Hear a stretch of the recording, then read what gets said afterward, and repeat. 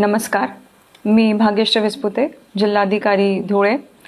सध्याची आंतरराष्ट्रीय स्तरावरील आणि आखाती देशांमधील जी युद्धजन्य परिस्थिती आहे त्या पार्श्वभूमीवर इंधन टंचाईबाबत काही बातम्या येत आहेत. धुळे जिल्ह्यात इंधन टंचाई नाही. धुळे जिल्ह्यात 140 पेट्रोल पंप आहेत आणि तिघ तेल कंपन्यांकडून मुबलक साठा नियमितपणे पुरवठा करण्यात येत आहे. तरी नागरिकांनी कुठल्याही प्रकारच्या अफवांवर विश्वास ठेवू नये. पेट्रोल पंपांवर जी गर्दी करण्यात येत आहे ती करू नये.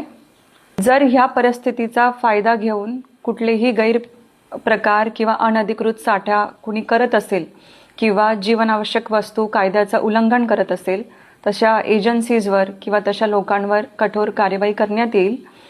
आणि सुरक्षितेच्या कारणास्तव सुद्धा कोणीही प्लास्टिकच्या बॉटल्समध्ये किंवा कंटेनर्समध्ये या गोष्टींचा साठा करू नये.